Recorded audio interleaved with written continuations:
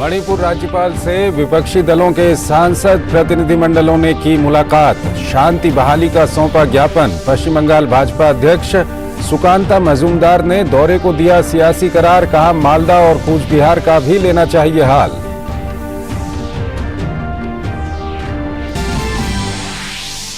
कांग्रेस पर बरसे अमित शाह। कहा, 70 साल तक 370 को गोदी में पालने वालों ने किया बंटाधार। अयोध्या में लटकाया राम मंदिर।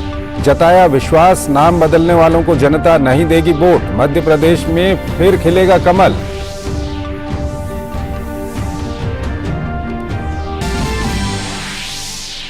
शहीद वीर वीरांगनाओं के सम्मान में मेरी माटी मेरा देश अभियान की जल्द होगी शुरुआत। मन की बात कार्यक्रम में प्रधानमंत्री का आह्वान। अमृत कलश के जरिए देश भर की मिट्टी पहुंचेगी दिल्ली। राष्ट्रीय समर स्मारक के पास स्थापित होगी अमृत वाटिका। पीएसएलवी ने साल 2023 में भरी तीसरी बार वाणिज्यिक उड़ान। सिंगापुर के 7 उपग्रहों को सफलतापूर्वक निर्धारित कक्षा में किया स्थापित। अंतरिक्ष क्षेत्र में बढ़ा इसरो का दबदबा। अब तक 36 देशों के 400 से ज्यादा उपग्रहों को कर चुका है प्रक्षेपित।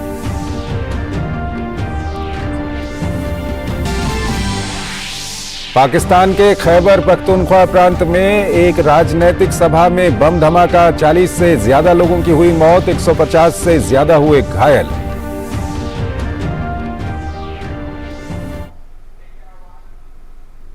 नमस्कार, डीडी न्यूज में आपका स्वागत है। मैं हूं चंद्रशेखर जोशी और आइए अब खबरों को विस्तार से देखते हैं। विपक्षी दलों के नेताओं ने मणिपुर में दौरा करके वहां की राज्यपाल से मुलाकात की और शांति स्थापित करने की मांग की है। सामान्य होते हालात के बीच मणिपुर का दौरा करने को लेकर विपक्षी दलों के इस प्रयास पर भाजपा ने पलटवार किया है और इसे राजनीतिक पर्यटन करार दिया है। बीजेपी ने आरोप लगाया है कि विपक्ष संसद में चर्चा से भाग रहा है, लेकिन इस संवेदनशील मुद्दे पर राजनीतिक रोटियां सेंक रहा है।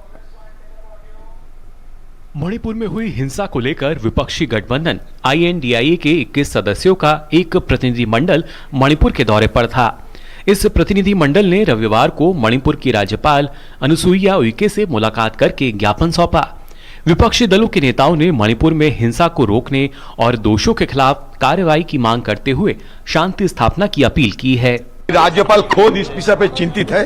उन्होंने सलाह दिए हैं कि ऑल पार्टी सबको यहाँ एक गुट, मैंने कह दिया वहाँ के लोकल लीडरों के साथ, हर गुट के लीडरों के साथ बैठे और एक अमन और चैन की मतलब माहौल बनाए, शांति न्याय के साथ। यही हमने गवर्नर साहिबा को भी कहा और उनकी संवेदनाओं से हमारा भी दिल भर गया। विपक्षी दलों के सांसदों के मणिपुर दौरे को लेकर भाजपा ने पलटवार किया है।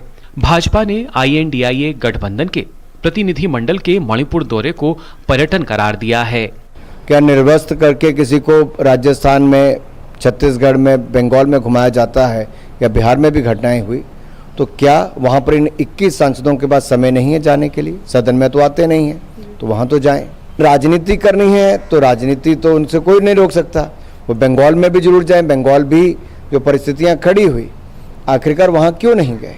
अधीर रंजन चौधरी जी क्या अपने राज्य में नहीं लेके जाएंगे इन 21 सांसदों को? भाजपा ने विपक्ष को घेरते हुए आरोप लगाए हैं कि वे संसद में चर्चा नहीं करना चाहते और सिर्फ सियासत के लिए मणिपुर का दौरा कर रहे हैं। INDIA के जो ये 20-21 सांसदों का दल गया है मणिपुर, ये कुछ करने नहीं गए हैं।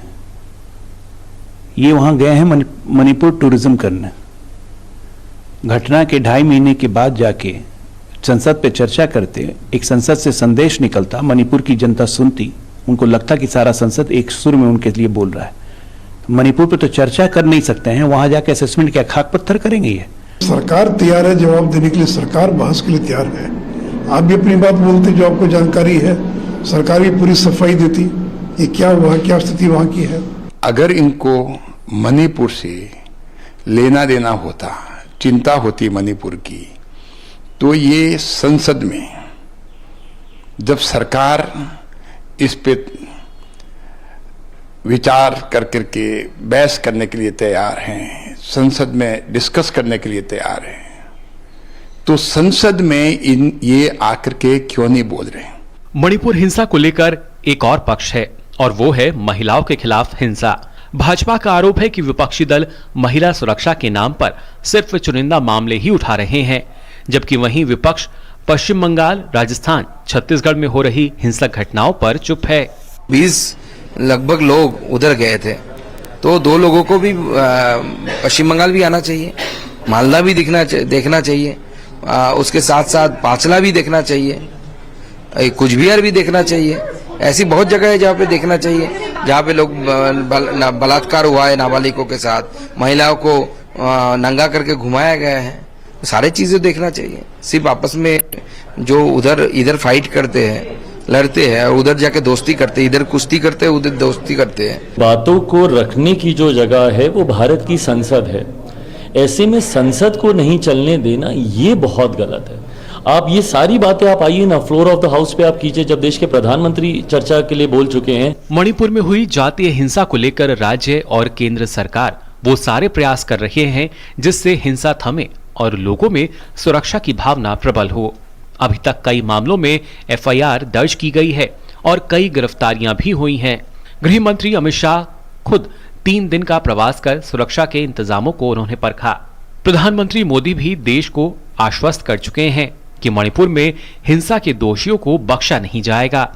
जातीय हिंसा के पुरानी घटनाओं और इतिहास को देखते हुए विपक्षी दलों को भी शांति बहाली की ओर प्रयास करने चाहिए, लेकिन अभी तक विपक्ष का रवैया जो लोगों के सामने है वो सिर्फ संवेदनशील मुद्दे पर सियासत का है। Bureau report, DD news. केंद्रीय गृह मंत्री अमित शाह आज मध्य प्रदेश के दौरे पर थे, जहां उन्होंने कई कार्यक्रमों में भाग लिया। इंदौर में अमित शाह संभागीय कार्यकर्ता सम्मेलन में शामिल हुए तो उन्होंने भाजपा के बूथ कार्यकर्ताओं को आगामी चुनावों के मद्देनजर काम करने का उत्साह भरा। इस दौरान अमित शाह ने कांग्रेस और पूर्ववर्ती कांग्रेस सरकारों पर जमकर हमला बोला। केंद्रीय मंत्री अमित शाह आज मध्य प्रदेश के इंदौर पहुंचे। यहां से वे सबसे पहले जानापाव के लिए रवाना हुए। अमित शाह ने भगवान परशुराम की जन्मस्थली तथा अनेक नदियों के उद्गम स्थली जानापाव पहुंचकर भगवान परशुराम के नवनिर्मित मंदिर में पूजन अर्चन किया। इसके बाद भाजपा के वरिष्ठ नेता और गृह मंत्री अमित शाह पार्टी की शक्ति के स्रोत कहे जाने वाले बूथ कार्यकर्ताओं के सम्मेलन में पहुंचे। इंदौर में आयोजित बूथ अध्यक्ष सम्मेलन में अमित शाह ने एकजुटता से आगामी चुनावी मैदान में उतरने का आह्वान किया। शाह ने कहा कि 2023 और 24 के परिणाम तय हैं कि भाजपा की सरकार फिर से राज्य और केंद्र में बनने जा रही है। 23 में फिर से कमल निशान की भाजपा की सरकार बनने जा रही है और 24 में 19 में 1 सीट कम रह गई थी, 24 में 29 की 29 मोदी जी की झोली में डालनी है। गृह मंत्री अमित शाह ने राम मंदिर और महाकाल मंदिर के पुनर्निर्माण को लेकर भी कांग्रेस पार्टी पर हमला किया। शाह ने कहा कि ये कांग्रेस पार्टी अयोध्या में राम मंदिर निर्माण को लटका रही थी, अटका रही थी और भटका रही थी। एक दिन सुबह मोदी जी के नेतृत्व में कोर्ट का फैसला आया और मोदी जी ने राम मंदिर का भूमि पूजन कर दिया। शाह ने कांग्रेस के गरीबी हटाओ नारे को जुमला बताया। अमित शाह ने मध्य प्रदेश की पूर्ववर्ती राज्य सरकार और उसके मुखिया कमलनाथ पर आरोप लगाए कि उन्होंने किसानों और गरीब कल्याण की योजनाओं को लागू होने नहीं दिया। किसान कल्याण निधि, किसान सम्मान योजना मोदी जी ने चालू करी, कमलनाथ जी ने मध्य प्रदेश के किसानों के नाम नहीं भेजे। हमारे शिवराज जी फिर से मुख्यमंत्री बने, 10 ही दिन में पूरी सूची तोमर साहब को भेज दी और आज 91,90,000 किसानों को किसान सम्मान निधि मध्य प्रदेश में मिल रहा है। बीते 20 दिनों में शाह का ये तीसरा मध्य प्रदेश दौरा है। इंदौर में बूथ कार्यकर्ता सम्मेलन के जरिए शाह ने मालवा निमाड़ की 66 विधानसभा सीटों को साधने की कोशिश की है। ये बूथ अध्यक्ष का पहला कार्यक्रम था जो मालवा क्षेत्र में हुआ। इसके अलावा मध्य प्रदेश के अलग अलग रीजन में इसी तरह के बूथ अध्यक्षों के कार्यक्रम होंगे, जिसमें केंद्रीय नेतृत्व से लेकर राज्य स्तर के बड़े बड़े पदाधिकारी और मुख्यमंत्री उनमें शामिल होंगे। साल 2018 के विधानसभा चुनाव में भाजपा का प्रदर्शन यहां फीका रहा था। भाजपा को यहां 66 सीटों में से महज 29 सीटें ही मिली थीं। ऐसे में शाह मालवा निमाड़ क्षेत्र में भाजपा की नींव को मजबूत करने में जुटे हैं। इंदौर से नीरज सिंह की report, DD news. Madhya Pradesh के इंदौर में आज केंद्रीय रेल मंत्री अश्विनी वैष्णव ने इंदौर रेलवे स्टेशन का निरीक्षण किया। इस दौरान उनके साथ इंदौर से सांसद शंकर लालवानी, राज्यसभा सांसद कविता पाटीदार सहित रेलवे के अन्य अधिकारी भी मौजूद थे।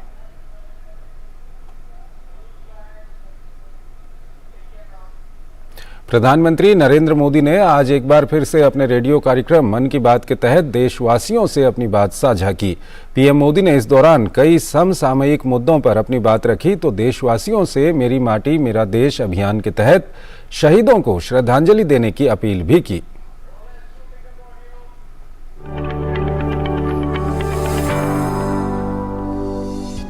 प्रधानमंत्री नरेंद्र मोदी ने अपने मन की बात कार्यक्रम के जरिए देशवासियों से संवाद किया। मन की बात कार्यक्रम का ये 103वां एपिसोड था। उन्होंने नशे की लत को न सिर्फ परिवार बल्कि पूरे समाज के लिए बड़ी परेशानी बताया। ऐसे गंभीर खतरे के खिलाफ एकजुट होकर काम करने का उन्होंने आह्वान किया और इस नशे के खिलाफ काम करने वालों की सराहना की। भारत ने 10 लाख किलो ड्रग्स को नष्ट करने का अनोखा रिकॉर्ड भी बनाया है। इन ड्रग्स की कीमत 12,000 करोड़ रुपए से भी ज्यादा थी। मैं उन सभी की सराहना करना चाहूंगा जो नशा मुक्ति के इस नेक अभियान में अपना योगदान दे रहे हैं। वहीं हज जैसी धार्मिक यात्रा में महिलाओं के लिए उठाए गए कदमों का भी जिक्र करते हुए पीएम ने कहा, बिना पुरुष साथी के 4,000 मुस्लिम महिलाओं ने हज यात्रा की है।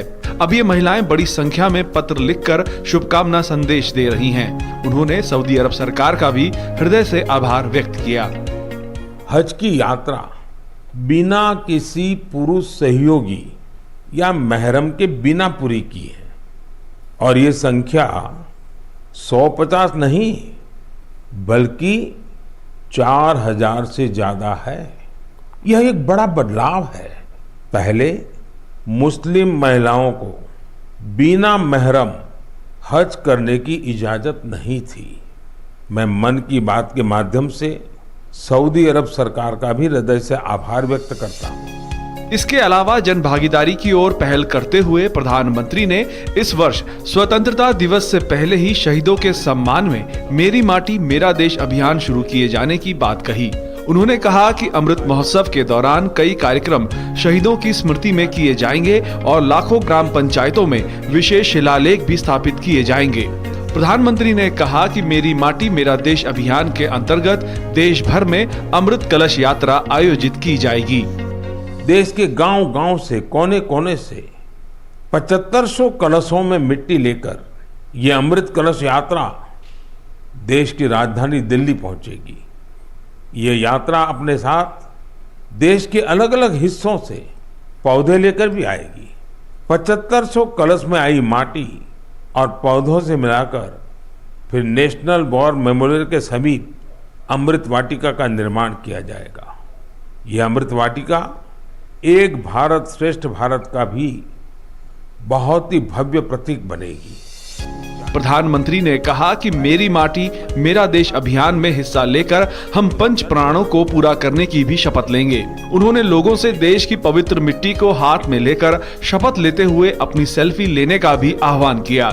इसके साथ ही पीएम मोदी ने पिछले वर्ष की ही तर्ज पर इस वर्ष भी स्वतंत्रता दिवस के मौके पर हर घर तिरंगा अभियान चलाने का भी आह्वान किया है। Bureau report, DD news.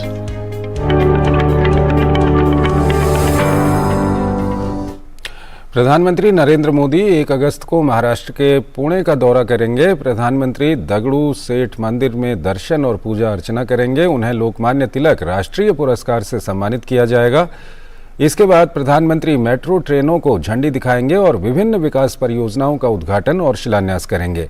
प्रधानमंत्री पुणे मेट्रो के पहले चरण के 2 गलियारों के पूर्ण हो चुके खंडों पर सेवाओं के उद्घाटन के अवसर पर मेट्रो ट्रेनों को झंडी दिखाएंगे। ये खंड फुगेवाड़ी स्टेशन से सिविल कोर्ट स्टेशन और गरवारे कॉलेज स्टेशन से रूबी हॉल क्लिनिक स्टेशन तक हैं। प्रधानमंत्री ने 2016 में इस परियोजना की आधारशिला भी रखी थी। नए खंड पुणे शहर के महत्वपूर्ण स्थानों जैसे शिवाजी नगर, सिविल कोर्ट, पुणे नगर निगम कार्यालय, पुणे आरटीओ और पुणे रेलवे स्टेशन को जोड़ेंगे। इस रूट पर कुछ मेट्रो स्टेशनों की रूपरेखा छत्रपति शिवाजी महाराज से प्रेरणा लेकर बनाई गई है। छत्रपति संभाजी उद्यान मेट्रो स्टेशन और डेक्कन जिमखाना मेट्रो स्टेशनों की एक अनूठी रूपरेखा है, जो छत्रपति शिवाजी महाराज के सैनिकों द्वारा पहने जाने वाले हेडगियर से मिलती जुलती है, जिसे मावला पगाड़ी भी कहा जाता है। शिवाजी नगर भूमिगत मेट्रो स्टेशन की एक विशिष्ट रूपरेखा है, जो छत्रपति शिवाजी महाराज द्वारा निर्मित किलों की याद दिलाती है। एक और अनूठी विशेषता यह है कि सिविल कोर्ट मेट्रो स्टेशन देश के सबसे गहरे मेट्रो स्टेशनों में से एक है, जिसमें 33.1 मीटर का सबसे गहरा बिंदु है। स्टेशन की छत को इस तरह से बनाया गया है कि सीधी धूप प्लेटफॉर्म पर पड़े। प्रधानमंत्री पिंपरी चिंचवाड़ नगर निगम के तहत अपशिष्ट से ऊर्जा संयंत्र का उद्घाटन भी करेंगे। लगभग 300 करोड़ रुपए की लागत से विकसित ये बिजली का उत्पादन करने के लिए सालाना लगभग 2.5 लाख मीट्रिक टन अपशिष्ट का उपयोग करेगा।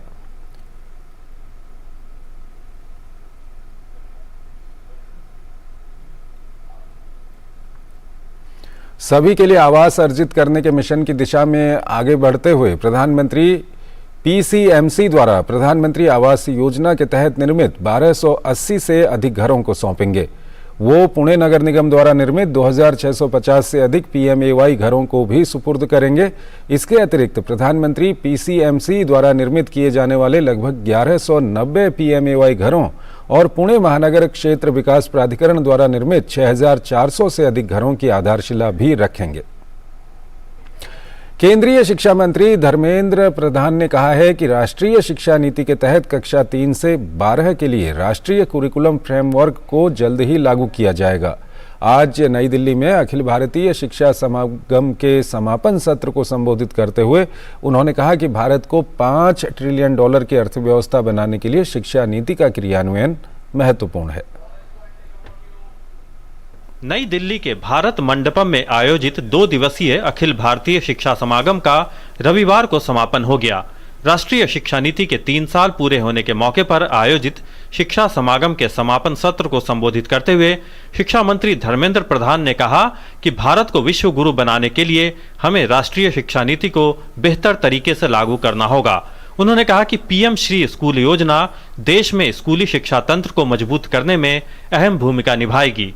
पीएम श्री को सफल करने में आप सभी का मदद चाहिए, आप सभी की मदद लग, भले ही आप हायर एजुकेशन इंस्टीट्यूशंस की लीडरशिप हो या स्किल डिपार्टमेंट की हो। राष्ट्रीय शिक्षा नीति को क्रियान्वयन करने की जो प्राइमरी लैबोरेटरी होगा वो होगा पीएम श्री स्कूल्स। और कल प्रधानमंत्री जी ने 14,500 में से 6,207 स्कूल की एक प्रकार से श्रीगणेश किया है।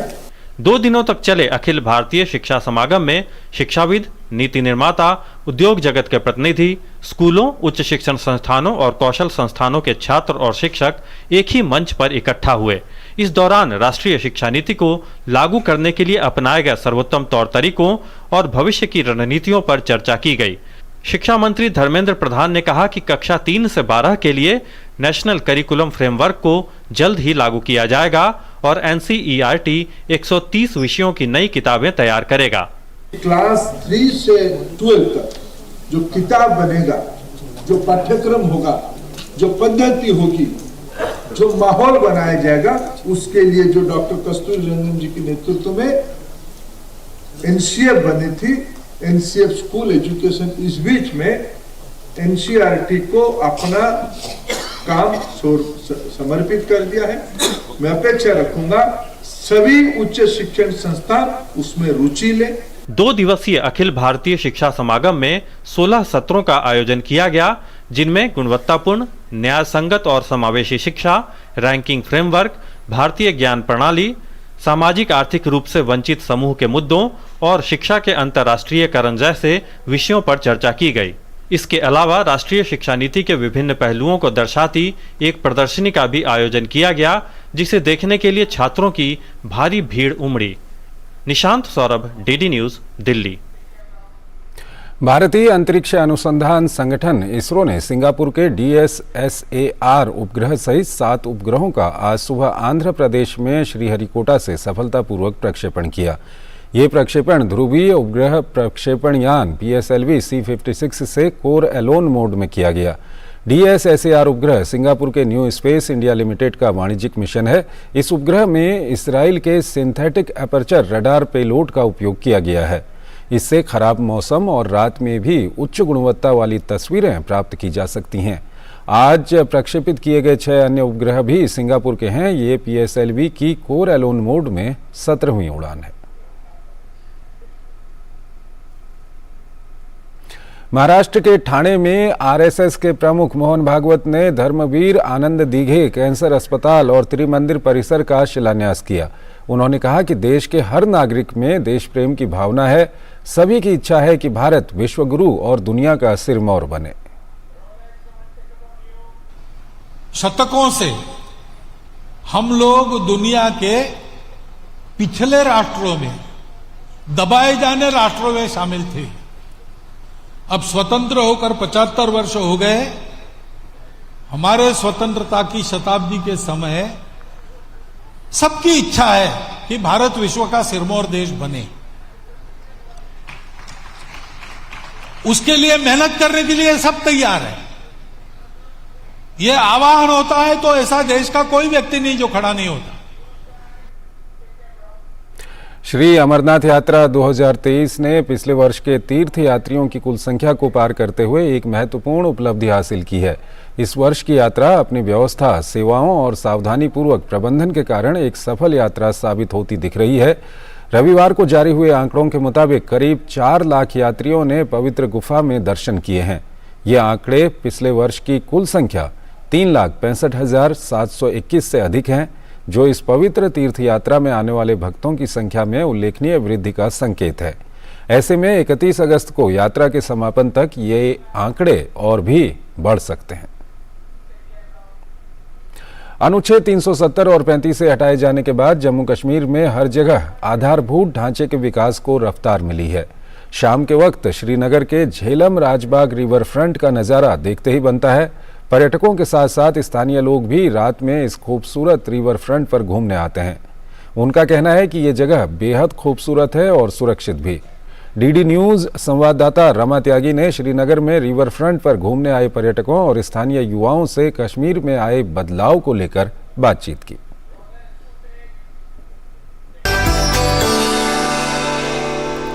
हम आ चुके हैं श्रीनगर में रिवर फ्रंट पर। बेहद खूबसूरत है। खासकर जब रात को आप यहाँ आते हैं तो यहाँ की सुंदरता देखने लायक होती है। चारों तरफ आपको रोशनी दिखाई देगी। बहुत ही वेल प्लान्ड वे में इसको बनाया गया है और इस तरह से आपको युवा यहाँ पर देखने को मिलेंगे, गुनगुनाते हुए, यहाँ पर गीत गाते हुए। यहाँ पर ये युवा हैं, अक्सर यहाँ पर बैठते हैं, गाते हैं। इसके अलावा यहाँ पर सेल्फी पॉइंट्स है जहाँ पर लोग सेल्फी भी लेते हैं। और रात को यहाँ पर इन लोगों ने बताया है कि ये 10, 11, 12 बजे तक काफ़ी लेट तक यहाँ पर रहते हैं, एंजॉय करते हैं। इन लोगों से हम बात कर लेते हैं। टूरिस्ट तो आते ही हैं, लोकल्स भी यहाँ पर काफ़ी संख्या में यहाँ पर रोज आते हैं। ये रिवर फ्रंट पहले कैसा हुआ करता था? पहले इतना डेवलप नहीं था, अभी डेवलपमेंट थोड़ा हुआ है इसमें। हर ख्वाहिश पे दम निकले। ये जो ग्रुप है किसी सेंटर से जुड़ा हुआ है या आप बस अपने आप ही गाना? नहीं, हम गाते हैं। एक्चुअली हमारा जो रूम है वहाँ पे हम करते हैं पहले प्रैक्टिस, फिर जाते हैं ऐसे पब्लिक प्लेस में वहाँ पे गाते हैं। तेरे नाम पे मेरी जिंदगी लिख दी मेरे हम, आशी का मैंने जीना मेरे हमदम। और यहाँ पे बहुत कुछ लगा दिया है गवर्नमेंट ने। और ये इवेंट मैंने ही ऑर्गेनाइज किया था, मेरे फ्रेंड्स हैं, हम आर्टिस्ट हैं। कश्मीर आइए, यहाँ की नेचर ब्यूटी को देखिए, बहुत ही खूबसूरत लोग हैं यहाँ के। तेरे साथ शाम बिता कर तो दे। रिवर फ्रंट के बारे में हमें ब्यूटीफुल है, जैसा आप देख सकते हैं। कश्मीर वैसे भी ब्यूटीफुल है। कोई डर की नहीं, कोई डर की बात नहीं है। ये बस फैलाया जाता है कि डर है, डर कोई नहीं है। आप खुद देखिए ना, कितनी लड़के लड़कियां यहाँ पे है, औरतें बहुत सारी है। डर जैसी कोई बात नहीं है। उम्मीदें कुछ बाकी है मुझे, फिर भी बजे हैं और रिवर फ्रंट का नज़ारा आप देख सकते हैं। काफ़ी रौनक यहाँ पर दिखाई दे रही है। काफ़ी बड़ा बदलाव ये यहाँ पर है। आप हमें बताइए कि किस तरह का बदलाव ये आप देख रही हैं? ये बहुत अच्छी डेवलपमेंट हुई है, स्पेशली फॉर टूरिस्ट और जो सिंगल सोलो ट्रैवलर्स आते हैं। मुझ जैसे दिल्ली से मैं हूँ, मुझे बहुत अच्छा लगता है। बहुत सेफ्टी है यहाँ पे, फैमिलीज आती हैं, गर्ल्स भी आती हैं, तो इट्स लाइक जैसे मुंबई का मरीन ड्राइव है वैसे यहाँ पर इन्होंने ये वाटर फ्रंट बनाया है। और ये एक जो बदली हुई तस्वीर है, ये अपने आप में कश्मीर अब किस दिशा में आगे बढ़ रहा है इसको दिखाती है। और ये तस्वीर अपने आप में बहुत खूबसूरत है, इसी जगह की तरह। कैमरामैन शुभम शर्मा और सहयोगी विनोद ओझा के साथ रमा त्यागी, डीडी न्यूज, श्रीनगर। पाकिस्तान के केपी के प्रांत में एक राजनीतिक सभा के दौरान हुए बम विस्फोट में 40 लोगों की मौत हो गई है। घटना बाजौर जिले में हुई, जहां जमीयत उलेमा इस्लाम के कार्यकर्ताओं का सम्मेलन हो रहा था। पुलिस के अनुसार इस विस्फोट में 150 से अधिक लोग घायल भी हुए हैं। घायलों को पास के अस्पतालों में भर्ती कराया गया है। इनमें से कई की हालत गंभीर बताई गई है। 27वें दिल्ली पुस्तक मेले में रविवार को पुस्तक प्रेमियों की भीड़ उमड़ी। प्रकाशन विभाग के स्टॉल पर भी पूरे दिन भीड़ लगी रही। कैसा रहा मेले में रविवार का दिन, ये बता रहे हैं हमारे संवाददाता गिरीश निशाना। दिल्ली के प्रगति मैदान में चल रहे 27वें दिल्ली पुस्तक मेले के दूसरे दिन रविवार का दिन होने की वजह से काफी संख्या में पुस्तक प्रेमियों की भीड़ उमड़ी। यहाँ बच्चों से लेकर बड़ों तक हर उम्र के पुस्तक प्रेमी अपनी पसंद की किताबें ढूंढते नजर आए। बहुत अच्छा लगा, यहाँ पे तरह तरह की नई नई बुक्स भी आई थी और स्टेशनरी पे बहुत सारे अच्छे अच्छे पेन भी आए थे। बहुत अच्छा रहा एंड मैंने बहुत सारी बुक्स ली, जैसे Percy Jackson and Harry Potter chronicles of Narnia. मुझे कहानियों की बुक अच्छी लगी और यहाँ पे बहुत अच्छी अच्छी चीजें हैं। लॉकडाउन पीरियड से मुझे बुक्स रीड करने का और ज्यादा इन्फ्लुएंस हुआ है। पुस्तक मेले में सूचना और प्रसारण मंत्रालय के प्रकाशन विभाग के स्टॉल पर भी पुस्तक प्रेमियों की काफी भीड़ देखने को मिली। यहां आकर पुस्तक प्रेमी काफी उत्साहित नजर आए। पूरे दिल्ली पुस्तक मेले में देखने के बाद प्रकाशन विभाग ही एकमात्र हिंदी का प्रकाशन विभाग ऐसा है जहां हिंदी के पुस्तकें अवेलेबल है और कहीं पर भी नहीं है।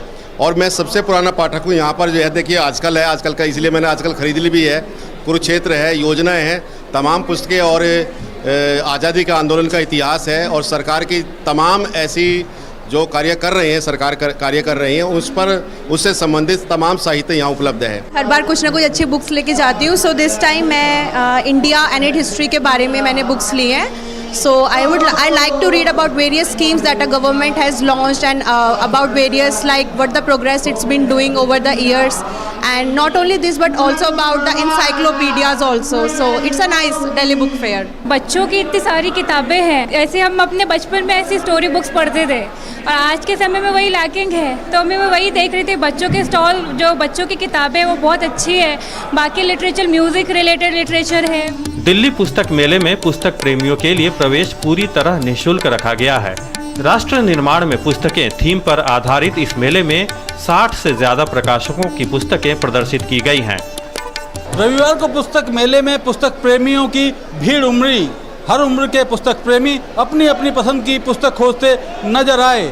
सबसे ज्यादा आकर्षण का केंद्र प्रकाशन विभाग का स्टॉल बना रहा। कैमरामैन राजेश रिक्की के साथ गिरीश निशाना, डीडी न्यूज, दिल्ली।